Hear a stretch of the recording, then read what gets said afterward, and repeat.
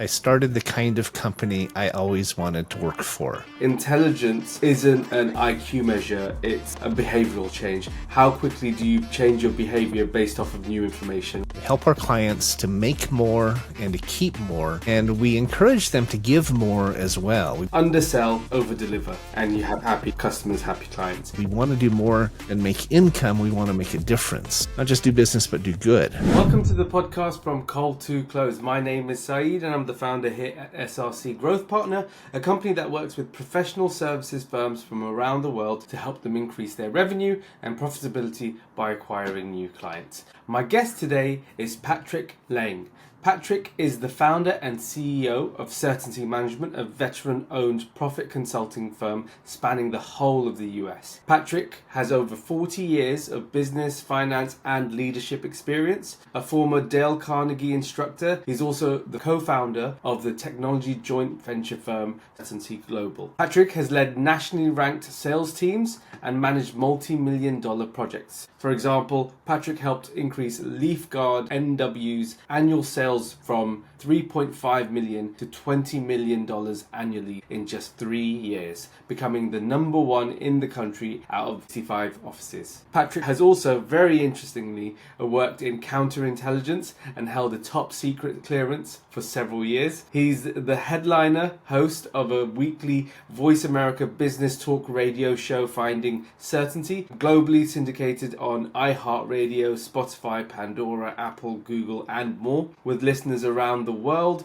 Finding Certainty is one of the fastest growing shows on the network. Patrick, pleasure to have you on the podcast. My pleasure. Thanks for having me, Saeed. Now, I'm looking forward to it, and I've got to say, but just introducing you there and just being able to say that you're someone that had top security, what was it again? Top secret security clearance for several years working in counterintelligence. That in itself is an interesting story itself. But before we jump into that, I want to really ask you about where things started, where your journey started. Certainty Management is 5.5 years. So where did it start? How did you get to where you are today, and what are you currently doing? Like you mentioned, I've been in sales my whole life, ever since I was a young man, a Boy Scout selling Christmas wreaths, and been selling ever since. I actually considered going to law school, but in the summers while I was in college, I'd do different sales jobs, and I was making so much as a salesperson. I'd work for a month or two, take a month off, and come back to school with the whole school year paid for. And I thought, I'm pretty good at this. Do I really want to go to 2 or 3 more years of school to stare at documents every day and be a lawyer? And I decided I didn't. So I've been in sales ever since. Been a manager, a director of sales, a VP of sales, a national sales trainer. I mean, I've done a lot of things. And I grew up in a family business where my parents franchised a concept all over the country and even overseas. So I saw from an entrepreneurial viewpoint the pros and cons of being in business for yourself and how to do it right, and the mistakes we made, the ways we didn't do it right. And so there were things I wanted to do and follow in their footsteps, and other things I wanted to do differently, right? And so ultimately I started Certainty Management because I started the kind of company I always wanted to work for. There were very specific things we were looking for in that venture. So that was 5.5 years ago. Here we are today. I always love hearing about the hero's story, the founder's journey, how you got to where you are today. Talk to me more about that step into starting your own business, right? There's not an easy step for many. Some people might think it's the obvious step. Some people might think it's the brave step. Some people might even say, oh, that's a step I'd never want to take, right? So talk to me more about that step that you took, what took you to where you are in terms of starting Certainty Management, and what exactly you do for your clients and customers and how you help them. Sure. I think many of us are born with an entrepreneurial streak. We grew up that way. I grew up with a family, as I said, that had a family business that grew quite rapidly. And I saw the pros and the cons, as I said, the benefits of being in business for yourself. You have the freedom, you have the no income upside, the opportunity and so forth. There's also a lot of demand and a lot of time. And as I said, I saw lessons that my parents went through that I decided I want to do differently, right? But ultimately, I've been an entrepreneur all my life, and I think many salespeople will tell you that maybe they haven't started their own gig, but they're a straight commission salesperson, or they have maybe a small base plus a bonus or something like that. And so in that sense, they're very entrepreneurial in and of themselves. Some of them haven't taken that leap, and it is a frightening leap for people oftentimes, right? It's not an easy thing. Many businesses go out of business in the first years. A very high percentage, over 70%, the first 10 years will not make it. Right. And so that scares people. People want security and they want that base and their salary and their benefits. And so it's hard for them to, even those who want to do it, it's hard for them to take that leap. A number of companies over the years, oftentimes just on the side, just had a side gig or something. I started a consulting firm back in 2006 that was crushed when the economy crashed in 2008, right? It's 2007 and 8. And so I've been in that mindset, at least, and that thought process for many years. When you're making good money working for a company and it's going well, it's a hard transition to take a leap that maybe you don't need to take, but you still think about it all the time, right? Yeah, couldn't agree with you more there. Every time your boss tells you you can't take off work when you want to, or you only have a week of vacation, or I can leave this now. I should leave this now. This isn't right for me. Yeah. Get me out of here, Yeah. For me, it was that I saw how much money we made for the companies and how much the owners were making, the executives, and knowing I was making maybe 6 digits, but I knew I could do better. I knew I could, I said, I've made companies millions and even billions of dollars throughout my career. I knew we could do a lot. We could personally make a lot more, but to create something that we could be proud of, right? I always say our company, and just to back up, we are a profit consulting firm. We help our clients to make more and to keep more, and we encourage them to give more as well. We believe that's the third piece of the triangle, or third point of the triangle, the third leg of the stool, that if you don't have that involved, you're not going to stand up, and you're certainly not going to last. You're certainly not going to grow like you could if you realize the importance of paying it forward. So we do encourage them to give back and to donate and to support and bless their community and so forth. I believe it has almost a karmic effect. You put it out there and it comes back to you tenfold, right? Yeah. And so we are a profit consulting firm. We help our clients to improve their bottom line. We have 10 divisions. We have associates now from coast to coast. We have clients in all 50 states, actually, in at least one of our divisions.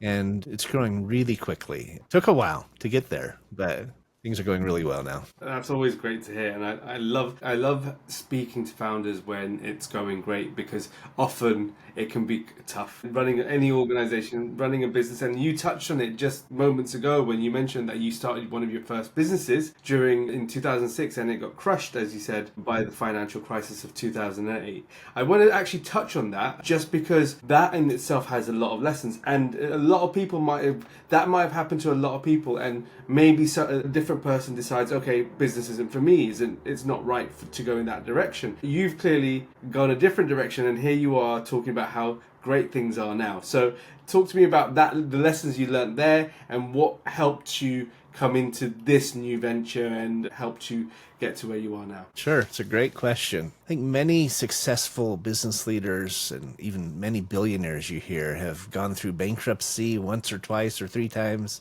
or more. They've had businesses fail, they've gone through trials, and I think that's actually a really important part of becoming the business leader and the business owner that you want to be. You have to kind of go through that gauntlet, if you will. You learn a lot from failure. You learn a lot from challenges and the trials. You learn from your mistakes, right?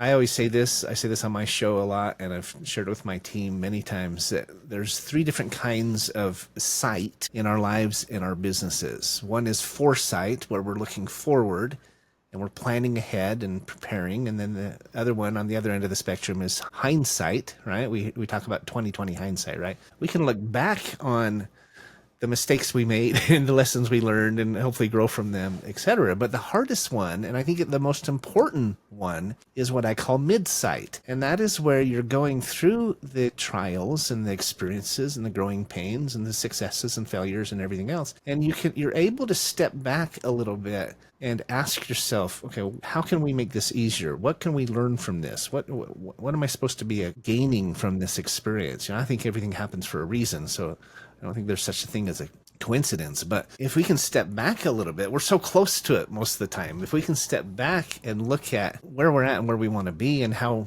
we're going to get there, right? And recalculate, just like a GPS when we miss our turn, that's when amazing things happen. And that's really why I think we're doing well now. I've learned from a lifetime of experiences, and our collective executive team has well over 100 years of experience. We've learned a lot in that time of what works and what doesn't work. And we're still making mistakes and still learning from those mistakes, but hopefully not taking as long to learn from them and make corrections and get on track. It's like while you're driving down the road with your steering wheel, if you wait too long to correct, you're going to be in the ditch, right? If you're constantly correcting as you drive, you see your hands, that's how you have to run your business. You're constantly recalculating on a daily basis even. And that's one thing we're doing. I think it's working really well. I think you touched on some really great points and points that I fully resonate with just by my own business journey. But I think it reminds me of a quote that I heard. I can't remember where it was like,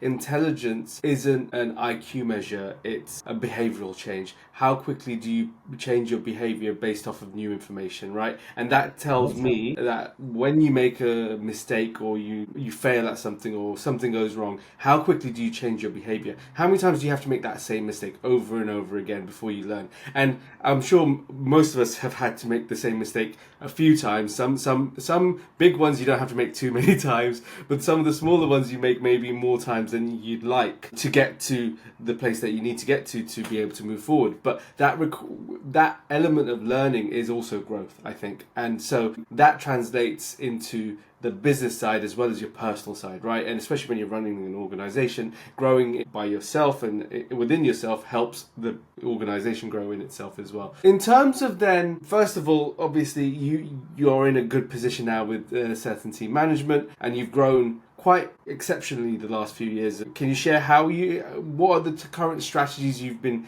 implementing to grow? And maybe you could share some strategies in how and maybe don't tell all your secrets, obviously, but some strategies that you're helping your clients use. Because this is a growth podcast. We like to talk about all things growth, sales, and marketing, and how to grow an organization. So how would you approach growth when working with a client? Well, to your point, your previous comment, I think it's really important that we, as customers, as vendors, as business owners, as individuals, right? It's critical that we learn how to take accountability, right? I was invited to be in 3 different book series in the last about a year. The last 2 were international bestsellers. One was on culture, one was on strategic leadership. The first one is called Mission Matters, and it focuses on CEOs whose companies are making a difference. Well, I was asked to write a chapter.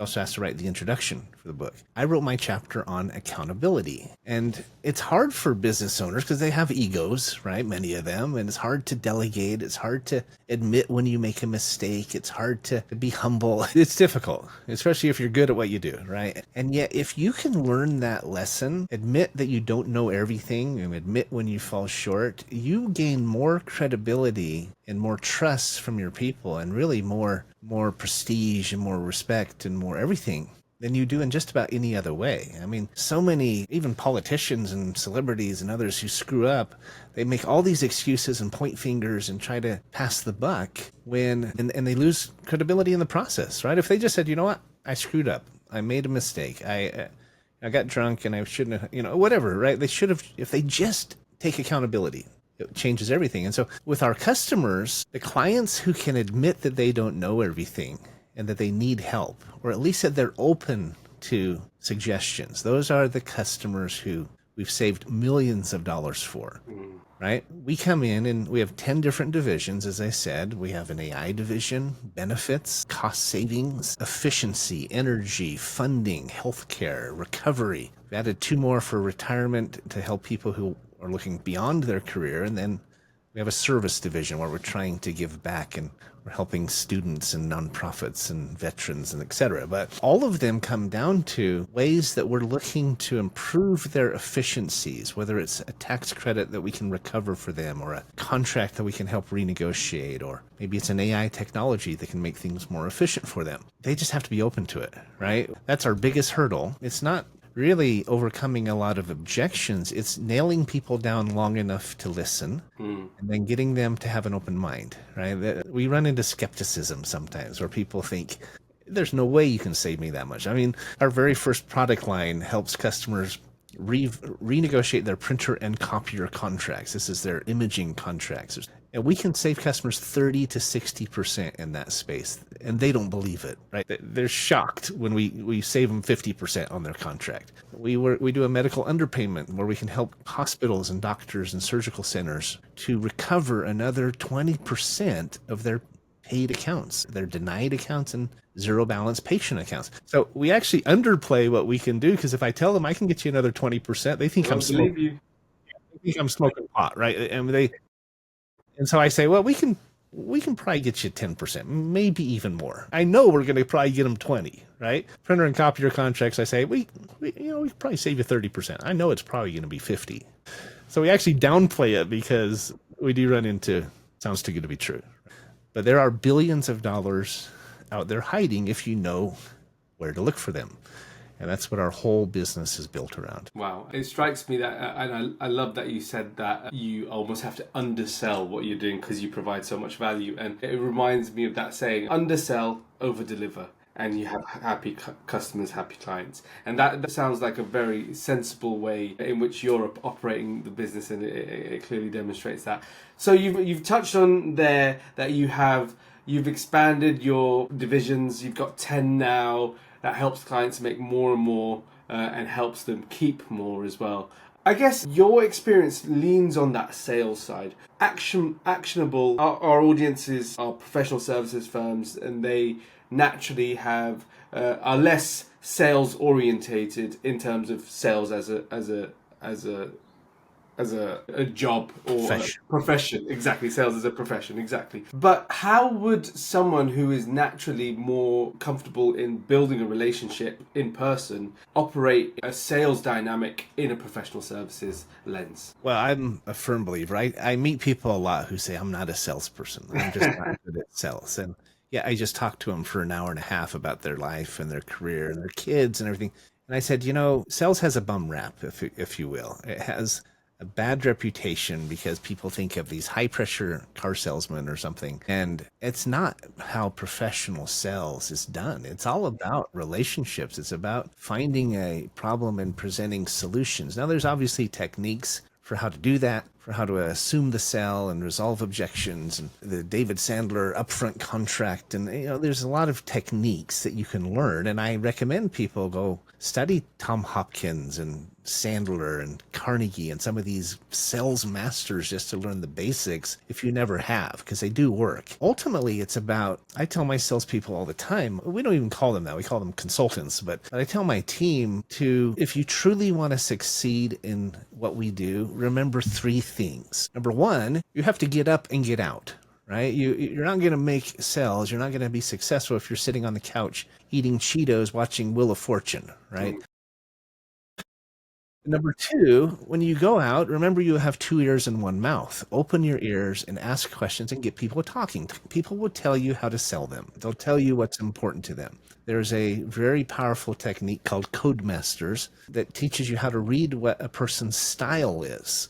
Some are action-oriented, some are nurturers, others they want the blueprint, they need to know the steps, they want to know the facts and figures behind it, they're more knowledge-based. There's different approaches to that, but if you understand, you can identify very quickly what someone's style is, you know how to talk to them, because it's different for each person, and if you don't use their style, you're going to miss them. And so, but remember you have 2 ears and 1 mouth, and do less talking and more listening. And then the third is to take your blinders off and realize all the different ways you can serve that customer. It might not even be with your product. Maybe it's a recommendation or a referral or a tip for their kids' soccer team. It could be something. But if you, and see, all of those are founded in the principle that you go out to serve people, not to sell them. Right? We're very big at certainty management, and with our collective, what we call the Certainty Collective, that we want to do more than make income. We want to make a difference, not just do business, but do good, right? If you have that mindset when you go out, not only do you enjoy it more and you have more, you really just, it's more satisfying, but you will make more money and the money will come to you. The success just it's kind of attracted to you, and you're in the process. Call it quantum physics, whatever you want to call it, but it does work, right? I couldn't agree with you more. In terms of giving back and serving first and providing as much value as possible to be able to then, you're delivering on something that is helping someone else, right? You're solving a problem and you're going out and you're actively trying to solve that problem for someone else. And someone is in a great deal of pain because of that problem. And by being able to solve that, you're helping that person through that pain or organization or whatever it might be. And that actually kind of leans into what I wanted to ask you next. And you touched on it earlier about giving back, and that being part of the one leg of a three-legged stool, and you can't have two legs on that stool. And part of your philosophy within certainty management is to give back to communities and to be more philanthropic. How has this philosophy of philanthropy impacted your business results? How does it work? Because you did touch on it. You feel like there's a karmic effect. Talk to us more about that. I do. Yeah.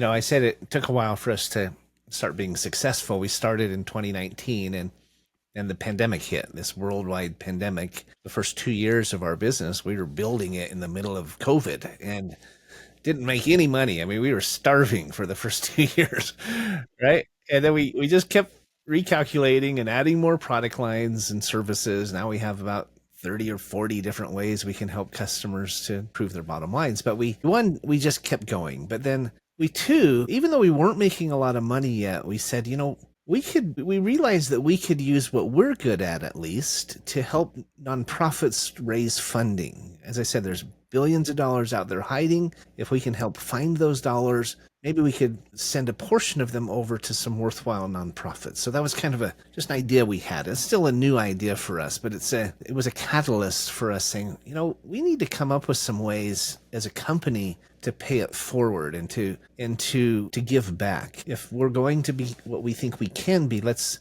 make sure that's part of our makeup or part of our chemistry. And it's interesting because we started that before we were making any money, right? We started that, we got into that mindset and that made that goal as an executive team to give back and pay it forward even before we had anything to give. And it's interesting when I say it's karmic, because that was when our company just started taking off. I mean, we grew, we didn't do hardly anything for the first couple of years. We made a little bit of money the third year. The fourth year, we grew 700%. This year, we will grow 10x that.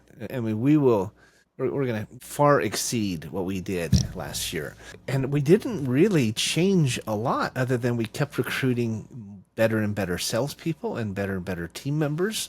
We have additional product lines, so we have more value to offer, obviously. But that did seem like the turning point for us was when we made that conscious decision to share in the success with those who needed it, to help use what we do, our profitability work, to help nonprofits. It's very simple. We say we all bring a piece of the pie to the table, right? You have relationships. Let's say I'm talking to a nonprofit. I say, you have relationships we don't have. They have needs that we can fill. We have the expertise to show them how to recover these hidden dollars, and we have vendor partners who deliver on that expertise. And so in a very real sense, we're all bringing a fourth of that pie to the table. It's a joint effort. It's a team effort. If any of those four pieces is missing, it won't work. Yeah.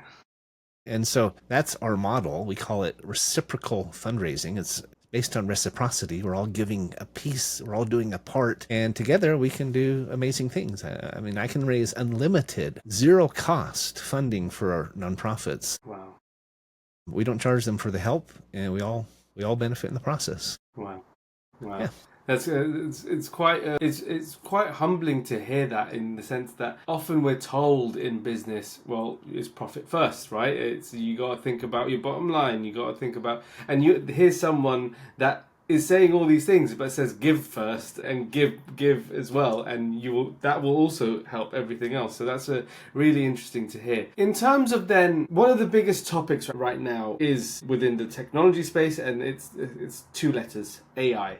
And you mentioned earlier in the conversation that you created a division for AI. Talk to me more about AI. Tell me what your opinions are, what your thoughts are, and where you see the competitive advantage coming into play. Well, I'm a big fan, for one thing, and I'm not the most technical person in the world. I joke that I'm about as technical as a banana peel, but I'm not stupid either, right? And, I'm a big believer in hiring professionals to do what professionals do. That's why I didn't finish my own basement, put in my own sprinklers. I don't fix my own car. You've got to hire people who are better and faster at what they do than you are.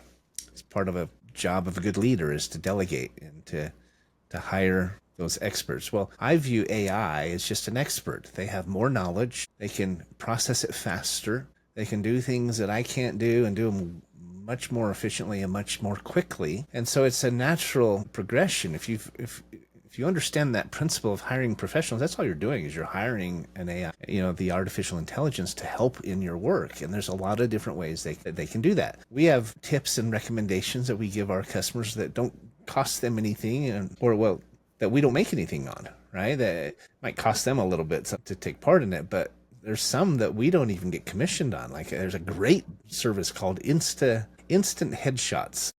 Wow. Either Insta Headshots or Instant Head. I think it's Insta Headshots. And you load up, I don't know, a dozen or so selfies and they come back with 100 professional headshots. Wow.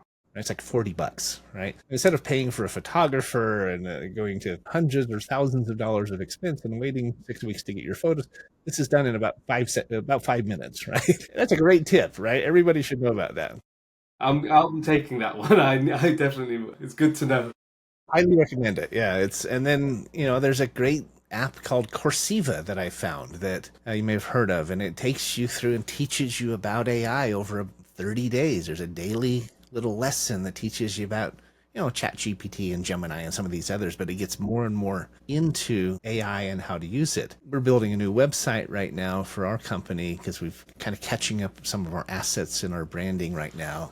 And one of the things we'll have on the new site is an avatar that it's not just a chat, AI, like a chat bot, but it's actually an avatar that looks like me and sounds like me and knows the answer to every question you could possibly ask about our company 24/7, 365, right? In multiple languages. I mean, I'm going to be able to, I already speak Italian and Spanish, but I'm going to speak about 30 other languages. And it's all AI, right? And we can create that for a client, that kind of avatar for a client in a matter of, it doesn't take very long, right? You scrape their website, you load the PDFs, you transcribe their videos, you load it all in, and the AI can handle all of their customer service questions and so forth. And somebody can do it at 2 a.m. in their underwear if they want to, right? It's incredible, right? So those are some of the things that I enjoy. I do recommend Coursera. I think it's Coursera.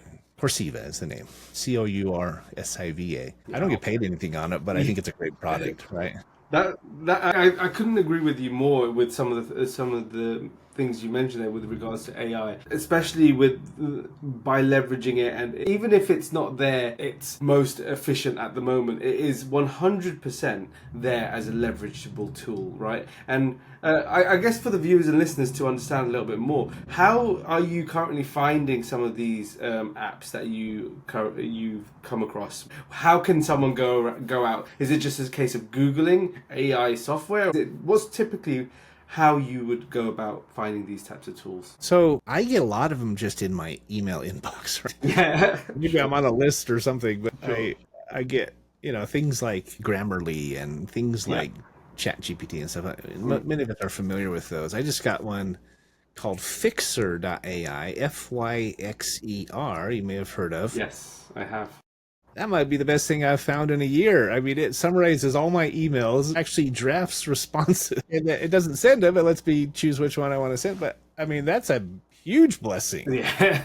Right? 100%. Because AI is the bane, email is the bane of my existence. And Fixer, that's going to save me an hour or two a day, I think. I just recently found it, just literally this week. And so far, I'm really liking it. So I think I mentioned Coursera. I think that's a good place to start. Download the app. It's very inexpensive, and it will teach a lot of these tools. Yeah, you can go to ChatGPT and say, what are the top 100 AI softwares? And it'll give you a list. Yeah, right? without a doubt. That's actually a Yeah. really great point. I always say to everyone that whenever I speak about AI is like we're getting to a point where people are going to chat GPT to search something rather than Google, right? And obviously we're not there Everywhere. just yet, right? We're not there in terms of Google still has its power, but I can see a place where unless Google starts implementing the AI side of things on their search engine and everything, I can really see that transition happening. But Google's quite a large organization, so I think that they'll probably figure out a way to keep.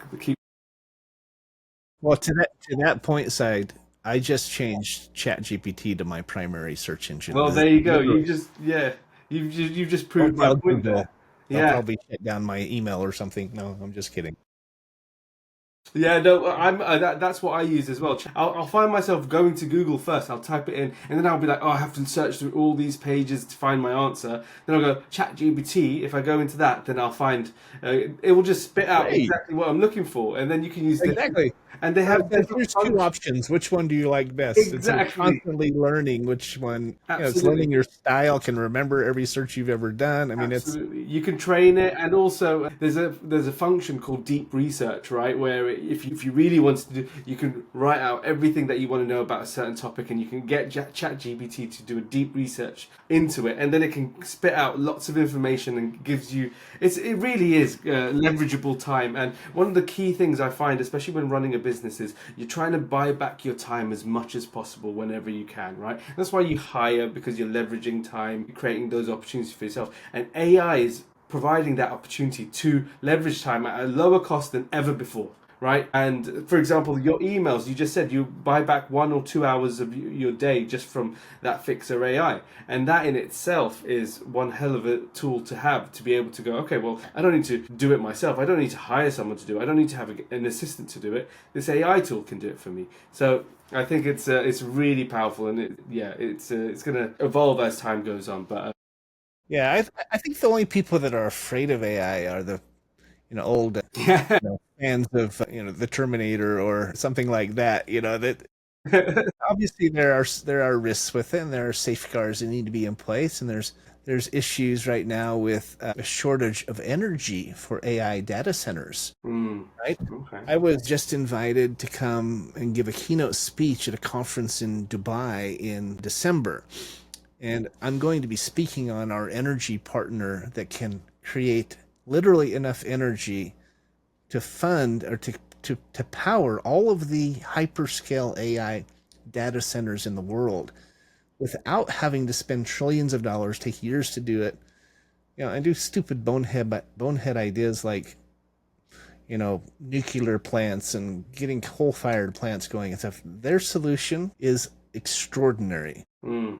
And that's the one I'm going to be speaking on in Dubai. I was at a conference called CXO 2.0 a Mhm. couple months ago. At the end of the conference, I was on a panel there, and I received an award, a business leadership award. Someone right behind me there. And then at the end of the conference, they asked me if I would be a keynote speaker at their Dubai conference in December. Mm.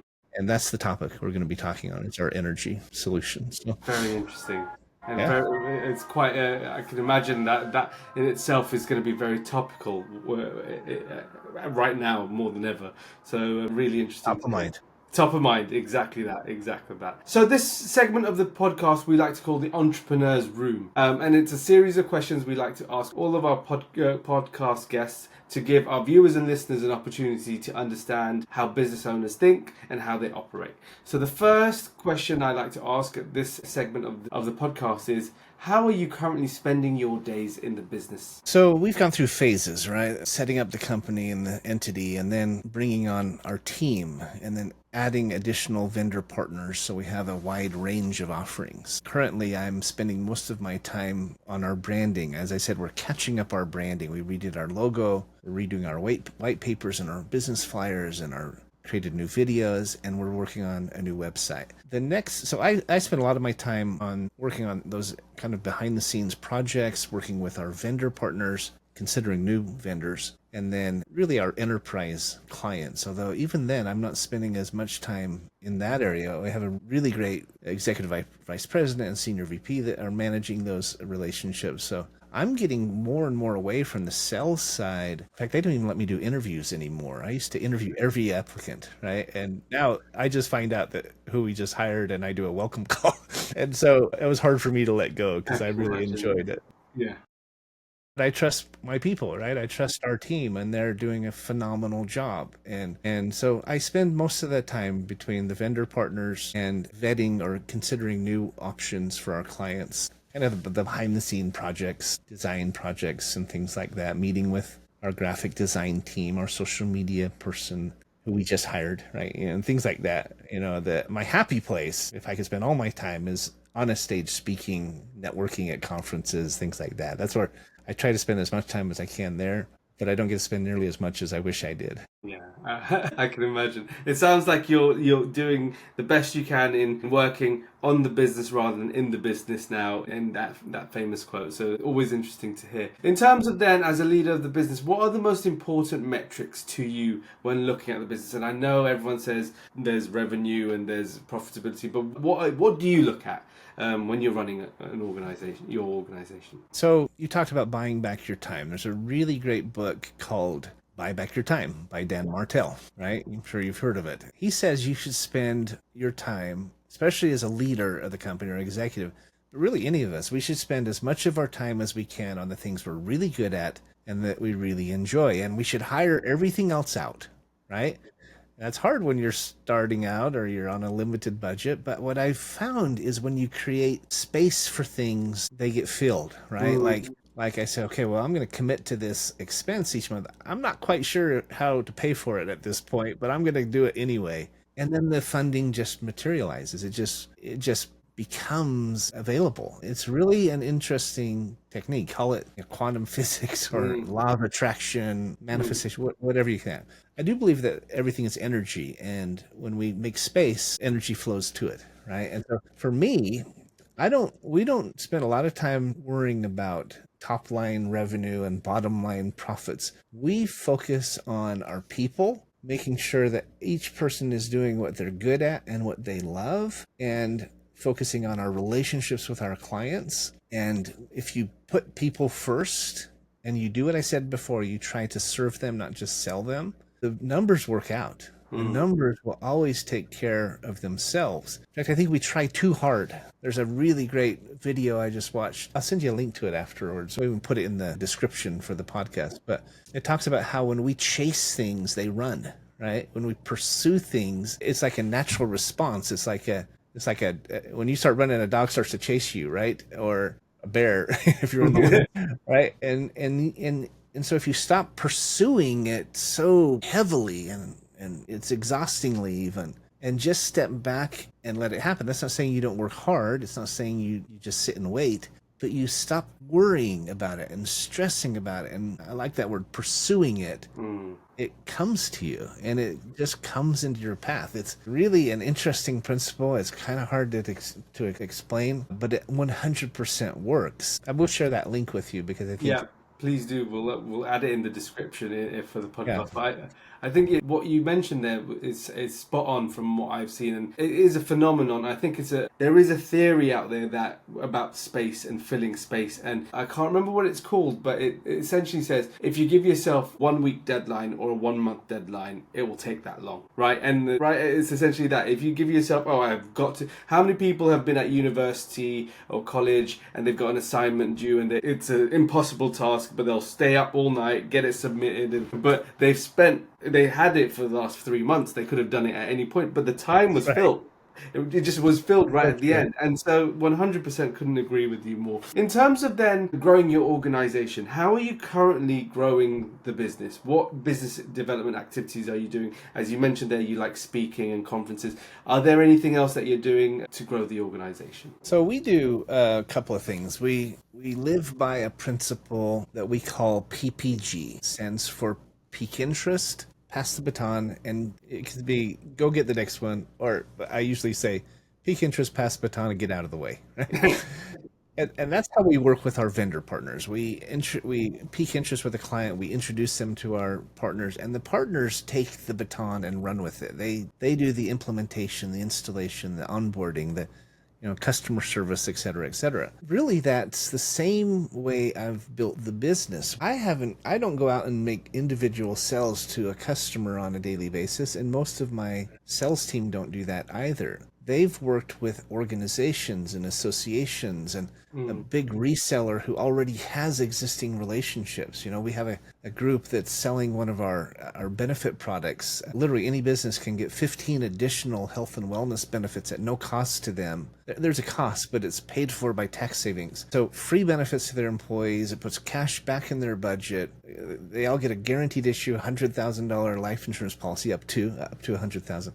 And so it's this amazing product, right? This really great offering for customers. But rather than me going out to try to find customers to sell it to, we brought on this group who has relationships with hospitals and GPOs, and they've got an insurance background, and they're opening up doors for us that we couldn't even imagine, right? Hundreds of thousands of employees that will be millions and millions of dollars. And so rather than trying to do it all by yourself, we talked about this earlier about hiring professionals to do what professionals do. The same thing applies in sales. You introduce salespeople, you make the offering attractive enough to attract the best of the best, right? Which we have. We have the most generous pay plan I've ever seen in my entire career. And we've attracted amazing people because of it.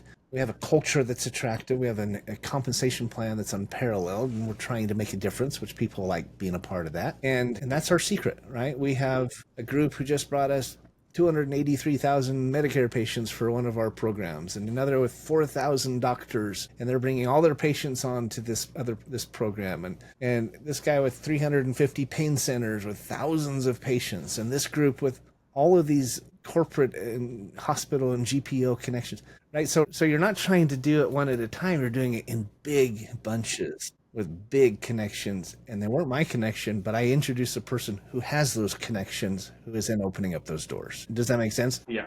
So it's leveraging the scalability of your own and other people's network to be able. It makes I say all the time, it's not who you know, it's who they know. Who they know. Yeah. And that will change your stars. 100%. In terms of then, you've been in business for many years now. You've had a lot of experience in different organizations and sales roles and everything like that. What's the biggest lesson you can share with us today in terms of your journey and what people can take away from it?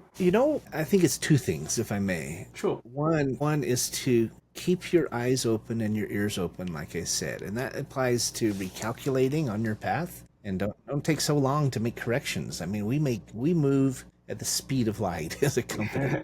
We don't go months and months and months with a vendor that we realize isn't a good fit. Well, we cut it off before. Actually, they're surprised how quickly we'll cut it off. Right? So keep your eyes and your ears open and keep growing and keep calculating, keep getting better. Right? That's why I'm learning about AI now, and I find things like Fixer, and we're creating these relationships and stuff because we keep our eyes and ears open. And secondly, I think you really, as I look back over my career, you have to live not just you don't live to work, you work to live. If you lose sight of the priorities in your life, the things that are most important, namely your family, your kids, your health, your passions and hobbies and those types of things, you just let them, you put them on the back burner because you think, I got to build this business right now. I got to be successful for the next, give me 10 years and then I'll retire, then I'll have time to go on vacation. You are missing the whole objective of being in business for yourself, right? People want to do it faster and bigger, and they sacrifice the things that are most important in their life. It goes back to pursuing it, right? Rather than letting it come to you, letting it happen. I just think you have to keep balanced. On my show, Finding Certainty, you mentioned it was on Voice America. I actually just switched to a new broadcasting company out of New York. Oh, wow. You didn't know this. It just happened. Oh, wow. But it was called Bold Brave TV, B2 Studios, and they're taking it everywhere, right? Well, the very first two, I do a monologue the first week of every month on my show where I talk for the whole hour instead of interviewing someone. And the first two monologues I did were about accountability, which we talked about. And the second was about balance. I'm going through the alphabet. I just did M is for momentum, and then with the new show, which we just launched, I did N is for next, and we talk about, it's pretty good. I'll give you the link. Yeah, please do. But yeah, so accountability though, and being balanced, make sure that you're living your life too, and you're sucking the marrow out of it, right? You're enjoying it. I mean, I have a standing date night with my wife every Friday night. Love it. We go, unless I'm out of town, we go, right? We go on a vacation somewhere every quarter. Even if I don't have time, or I don't feel like it's in the budget, or we don't have time, or whatever, we make it happen. And you have to do those things. Otherwise, why are you working? What are you doing it for? That's Right. the point. Yeah. It's the golden handcuffs that a lot of people can end up trapping themselves in. I love that. Patrick, final question today, and I like to end every single podcast on this one question. It's, if you had a magic wand you could wave to solve one business problem, what would that be? That's a good question. I would say that we've talked about this as well, and I would say to remove the ego from the pride, the arrogance, right, from business leaders, right? If there were more humble, more teachable, more business leaders who follow the examples like Muhammad, like Buddha, like Jesus Christ. There's a reason we remember these leaders for centuries, right? Because they exhibited humility. They weren't weak, they were powerful, but they weren't arrogant and pride either. They didn't have ego. And if business leaders understood that more, they'd manage their people better, they'd be more respected, they'd get more done, they'd have less problems. I think that's the secret to success in business. Definitely one of the things that I would change if we could. I absolutely love that, and it reminds me of the book Ego is the Enemy. I can't remember who it was by, but anyone who wants to jump on what Patrick just said, it's a great book to lean on as well. Patrick, it's been an absolute pleasure having you on the podcast. There's been some really great insights and a great conversation, I think. In terms of our viewers and listeners, where can they find you? Where would they go to find you? Sure. So you can find my show, Finding Certainty, at certaintylive.com. See all the podcast, YouTube videos, and so forth. Our website is certaintyteam.com, or you can call us. That's team, TEAM, as in Mary. Or you can call us if you're in the States. +1 888-684-3122. Patrick, it's been an absolute pleasure. Thank you very much for sharing your time and insights today, and I hope to speak with you soon again. My pleasure, Saeed. Thanks for having me. Always a pleasure. I'll have to have you maybe come on my show one of these days and talk about your own story. I would love to do that at some point, Patrick. Anyways, All right, thank you very much. Bye. You too. Take care.